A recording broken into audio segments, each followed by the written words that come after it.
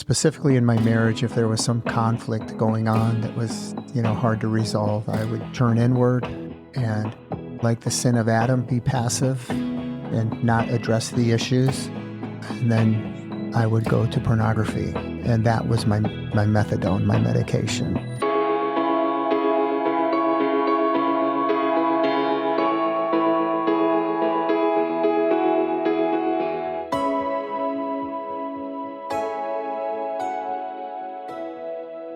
Welcome to Saints and Sexuality, a podcast by FirstLight Ministries for educating the church about the causes, aftermath, and treatment of addictive sexual behaviors. Joining us today is a FirstLight participant who has been with FirstLight for many years. Mike, welcome to the program. Thank you. Happy to be here. As for a lot of people who struggle with pornography, it goes beyond a near biological need for sex. A lot of people use pornography to meet some other needs in their life. Can you tell us about your early years struggling with pornography? What led to that and what kept you going back to that material? My first exposure to pornography was when my family moved from Chicago, Illinois, out to Colorado. I was going into sixth grade, and a new friend found his dad's magazines stashed somewhere under his bed or the closet or whatever, and he showed them to me, and that was my first exposure. And I'll never forget that day. My mother said she got a call from my friend's mother and heard us giggling in the other room and was wondering if they had found the magazines. And so, of course, I said yes, and I figured I'd get a talking to from my dad, but that never happened. I remember being intrigued, just shocked that I wanted to see more. And you had to work in those days. You couldn't look on your phone, didn't have a phone. There wasn't an internet. I sought out ways to find that. And, of course, that was my maturing years. I was a young kid and getting into that stage where your thoughts become more sexual.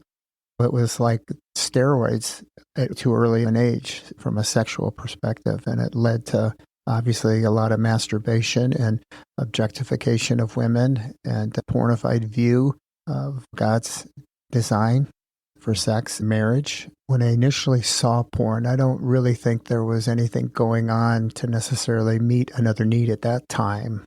I think it was just the shock of it. And going into sixth grade, that became, more common amongst friends. It wasn't just a private thing. I think I had some sense that it was sinful, even though at that time in my life I didn't know the Lord. I had some sense that I shouldn't be doing it. I wasn't sexually active with any girl. I wasn't doing anything inappropriately with any girls at that time. I think pornography fueled an early adventure in that. Was there anything deeper going on with you at the time? It became more of a need when I started masturbating to it, which wasn't long after. I was masturbating at a pretty young age, 6th, 7th grade, and then beginning to have girlfriends. What affects how you view your girlfriend and where you're getting your identity from and what's bringing you pleasure. Your view of God's design for marriage or how to treat a woman is completely backwards. Not viewing them as creatures created in the image of God and with value beyond, way beyond just their physical form and beauty. So I think that was really distorted from a young age for me. It was a couple of years after when I first viewed that porn that I actually became a Christian, but yet it was something that just didn't go away because it was still very intriguing and exciting. So I began to have the influence of other Christian people in the church in my life, but I wouldn't say there was a lot of discussion about pornography at those times, in those early years. And I think it gave me a distorted view of my own image and who I was. So at some point, you met a woman, fell in love, got married. Did that fix your porn struggles? Absolutely not. This is the part where you don't really even begin to understand how deep your brokenness is. Because I went into my marriage with every intention of being a faithful spouse. And that's where your deepest brokenness is exposed. Even though I was older, I was 30 years old when I got married, I was still very emotionally immature, didn't know how to handle that brokenness and that anger. So when that would happen, specifically in my marriage, if there was some conflict going on that was, hard to resolve, I would turn inward and, like the sin of Adam, be passive and not address the issues. And then I would go to pornography. And that was my methadone, my medication. I have no doubt it was very hurtful to her. And as time went on, she knew that something was wrong, but just wasn't sure what it was. And she would come to me and ask me things, but of course I didn't have the courage at that time. And so I would say, everything's fine, just hide it. It would have been nice at that time, if I would have had the emotional maturity to stand up and say, no, I'm trying to live as a Christian and this is how I should be. And I'm not going to be passive. I'm going to admit to my sin. But unfortunately, that's just not the pattern that's been modeled for us, or certainly not what I did. What was the catalyst for bringing this struggle into the light in your marriage? I got caught. I got exposed. Looking back on it, I have to say it was absolutely the Lord exposing my sin, and not just once. And porn, because again, you have that objectified view, that pornified view of women. There was infidelity involved at one point, and God exposed that in a powerful way as well. So yeah, my wife caught me. How did you react when your sin was exposed? I think at first I was angry and trying to justify certain things, and instead of accepting ownership and taking responsibility and putting all the blame on myself, I unfairly would blame my wife for certain things. Yeah, it was very difficult, no doubt about it. But I'm grateful that exposure happened. And if the roles were reversed, I don't think I would have been as forgiving and loving as my wife was. I've often said and told guys that my wife prayed for me a lot. She prayed for me more than I prayed for myself. She cared about my walk with the Lord more than I did. We can't ever leave that out of the equation. We've always got to be seeking God's strength and help in that, in my opinion. And that, my wife showing me that love and kindness and forgiveness, and then me beginning to follow Jesus more like I should have been doing from the beginning, that helped me immensely. What was your first step to trying to pursue recovery and freedom from harmful sexual behaviors? I don't know that I would say I just stopped the behavior. I was trying to read as much as I could and seek the Lord's help as much as I could. And there was this book I read, actually written by a pastor in St. Louis. And there was a line in the book where he said he realized one day that he shouldn't express his sexuality apart from your wife. And it hit me like a lightning bolt. I was like, gosh, I had never really considered that. And so from that, man, it was like the Holy Spirit, like I literally felt, boom, okay, that was for me, reading it in this guy's book. And so from that day, I read it to my wife, and from that day forward, I did not masturbate again. So I didn't have the tools and the capability to completely stop on my own. It was certainly a great deal of help from the Lord. And I'm not trying to sound spiritual on that, because I'm telling you, I'm an amateur. But that's why I said earlier, we always got to keep Christ at the forefront of our recovery and our sobriety. So that was one of the big moments for me, having that experience. But, we tried so many different things. I could go on and on, from counselors that were recommended by family or friends or churches, or even church counselors, or all well-meaning people, including pastors. And we went and did some intensives at some places, and there was a little bit of help there, but it just wasn't adequate. It wasn't what was needed at all. I still didn't understand my family of origin brokenness. The anger and the feelings that I have from my childhood. I just felt like I wasn't good enough, that anything I did for my father wasn't good enough, and always had to try and figure out a way to make myself feel better. And that's where the porn came in. And that's why it was part of the reason why it was so hard to stop. It didn't get to the root of my problem. It's not dealing with my underlying anger. It's not dealing with the underlying needs and brokenness that I still don't even know what, at that time, I didn't know what it was. So it was just very ineffective. I was still a wreck, mentally, emotionally. I was still mad. I was still angry at myself, at my wife, at lots of things, feeling entitled. So I needed a lot of work, even after 5 years of sobriety. Yeah. A lot. And I think that kind of piques some people's interest because they think 5 years of sobriety, like I can't imagine being 5 years sober. That to me sounds like you've made it, right? If you've gone 5 years without porn or acting out, then you've reached the peak of the mountain. But Sean has a saying that we start with stopping. It sounds like you'd been using porn as an outlet. For sure. And then suddenly you realize, I have to stop this, right? This is not what God has designed for me. So you cut off the outlet, and then you're left with everything you were trying to let out. That's a good way to say it. And usually when it started coming out, it wasn't good. Yeah.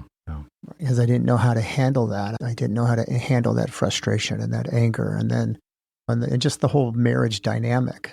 And again, having a pornified view of sex in a woman and taking that into my marriage, that's why it's a long, hard journey. There's a lot of pieces there that it takes time to unwind and understand.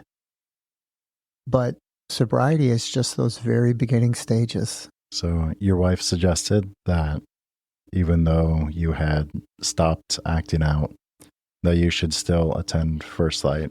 It was one of those intensives that we went to and came back, and it wasn't what I was really looking for. And so I told my wife I wasn't going to continue with that anymore.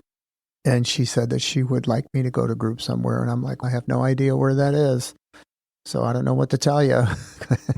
And so she found FirstLight, and she said she wanted me to go. And so I did. And I'm glad I did. I almost didn't go back after the first meeting. I went to that first meeting bragging about my sobriety, and some guys with good common sense told me that I was making it all about myself and I was acting entitled and all that other sort of thing, and they challenged me on it. I wasn't used to being challenged, and so I left very upset. But I went back the following week and began to learn more and be able to unpack all that brokenness and that work I had to do. That's when I started to understand those things. That's when my marriage began to improve.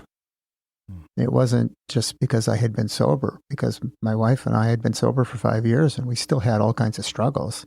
But that's when I began to learn more of the skills and all the reasons behind why I did what I did. And doing some of the curriculum work and the family of origin work was some of the most powerful stuff I'd ever done in my life. I think you point out something important, that oftentimes men who've struggled with porn or other sexual behaviors think that since I've stopped doing this, everything should be great now. Stopping hurtful activity does not mean that you're now engaging in healthy activity. It was a benefit to be sober. If I wasn't sober, it would have been a worse predicament. But yeah, you're right. And it took a long time for me to understand how my anger, my passivity, my family of origin, putting all that together and seeing how it affected me in every way.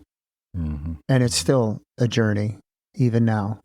We're far from perfect. My wife and I have a much better relationship, but we still argue. We still have our issues. It's just part of our humanity. But it's been a long journey. I think a lot of people think, I desire sex. Porn displays sex. There's nothing more to it. What sort of things about your family of origin did you start to unpack that were helpful for addressing pornography? Yeah, well, so come from a big family, raised Catholic, big Catholic family. I was the youngest of 7. And when you're the youngest of 7, nobody really cares about the youngest opinion, what you want to do, what you're thinking about A, B, C, or D. And so I felt neglected in that sense. And so I went somewhere where I found pleasure, was looking for something that validated me. I could be whoever I wanted to be. And that was a lot of it, I think, in just our family, and then my dynamic with my brothers to some extent. And So that was a long, hard process going through all of that. And I felt I felt like my father, like there wasn't much I could do to please him. And my mom, wonderful soul that she is, was having 7 kids, and me being the youngest, she had lots of things on her plate. So she really tried her best. A parent now, looking back on it, I can't imagine what it was like for them all these years later, and having 6 kids and the pressure of my father raising that. So I begin to have more compassion now for that whole scenario. And I think I've learned to have a little bit of compassion for myself as well, because you don't know anything at that age. You don't know how this is going to affect you and all these things that are going to happen. So that's part of the beauty of going through the curriculum and the family of origin work. You begin to see these things and give you some more insight. And again, that ability to forgive and have compassion. Even though you can be angry at your parents and your brothers and sisters for some of that, you see that none of us had that skill or that knowledge at that time. You know, another thing, when I was doing the family of origin work, I would go home and discuss it with my wife, because I could see in her family some of the same things. And when I began to discuss it with her, she would be like, oh my gosh, I see this. And when she started to, and so it was really a sidebar benefit of not being afraid to go home and talk about stuff like that with my wife. Because in the past, I would have absolutely not done that in any way, shape, or form, because it could cause an argument or whatever. And so fortunately, thank God, I was able to share some of that, and it helped her see some of her own issues in her family. And so that was very helpful. So when you started to become a healthier person, you found yourself being able to show up in new ways. If she were here, I'm not sure she would phrase it the same way, but I'd like to say yes to a degree. I did learn, and boy, was it a struggle, to have a little more patience and to not go off the handle, to be able to engage and be in the moment with a little bit of understanding and compassion. And when I say in the beginning, just a little, it was just a little. And that was really hard for me, because having that conflict creates a lot of friction, and friction creates heat. And then heat, there's fire. But I learned a little bit as time went on. One of my problems was my passivity. And it doesn't do any of us any good to just bury our hurt and bury those emotions, because they're too painful to talk about. So that was something that I think helped me a lot, was being able to step up a little bit and have a little bit more courage to do that, and do it in the right way.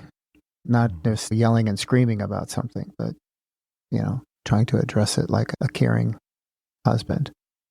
Like I said before, I don't think I would have been as gracious as she is. And what she went through was the most difficult thing in her life. So I'm very grateful that she stuck with me. And she, as a result, has done a lot of work on her own. And she's a different person as well. So there's a lot to be thankful for, a lot to give praise to the Lord for. And gratitude is always important in addiction. Yeah. What I like about your story is I think it highlights so well the parts of us that Christ wants to heal are those dark places, are those hurt places. And it's important for us to have the courage to be able to turn into that with the confidence of God's grace backing us, that we can have a look at the ugly part of our lives, knowing that God loves us, that He redeemed us, that That's right. He's intending to redeem the mundane ugliness that we wish to forget. Yeah, He already knows the dark places, right? He wants us to have the courage to come to Him with them and be honest with Him, is what I believe. And again, it's just really hard, but it's also very necessary. And God will meet us there. There's no doubt about it. He will definitely meet us there. And if we're taking that lead as a man, I believe then that our wives will also notice that and be a very good thing, a very positive thing. Do you think that without doing the work that you did to understand family of origin, your motivations for pornography, do you think you would have act it out again at some point in the future. I'd like to think not, but I think the chances would have been so much greater than not doing that work and not being engaged in it in group and studying the cycles and learning that family of origin stuff. I think it would have been much, much more difficult to maintain it. Because again, part of my biggest problem was the underlying emotions and those root causes. And if I didn't have that understanding, then those were the very reasons I was engaging in the behavior. Early, I didn't know that. I didn't know why. Obviously, I know there's the biology of it. Yes, I understand that. But the emotional piece is critically important. And again, that's something, unfortunately, that guys don't like to talk about. It's the emotional piece, right? And if you got to learn that. You got to really work on the emotional piece, because if you don't control your emotions will control you. We all know this, but it's yet a difficult topic for us men to deal with. Especially culturally, there's so much pressure on men to not have emotions. We have to be 100% stoic all the time. Anything we have, we should suppress and push down and ignore. Mm-hmm. But in reality, those are a very real aspect to our personhood.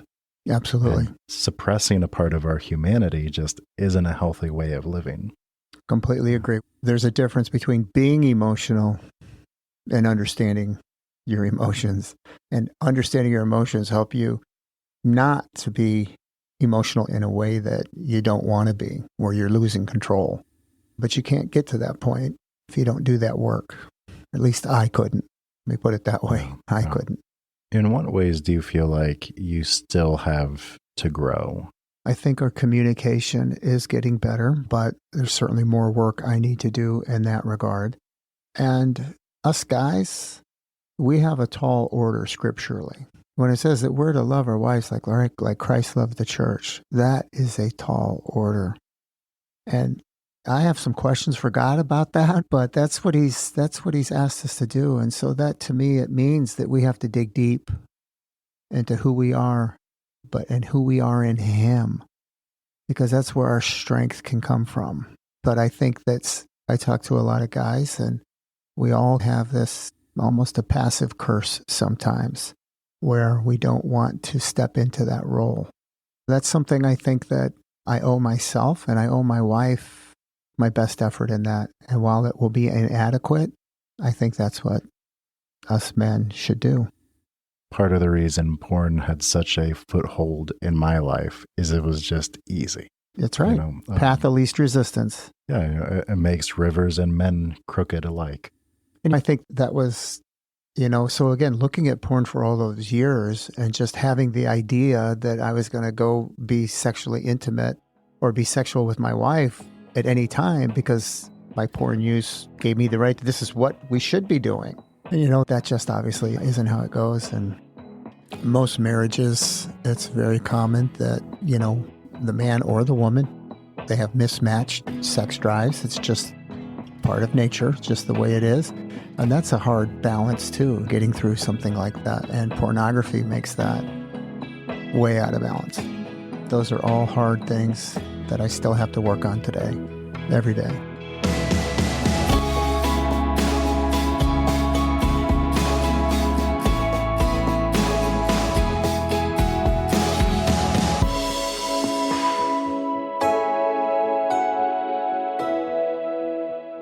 This has been Saints in Sexuality. Please subscribe, comment, and share to support this podcast. FirstLight Ministries is a nonprofit funded by the generosity of our donors. If you would like to support FirstLight Ministries or host a FirstLight speaker at your church, visit www.firstlightstlouis.org.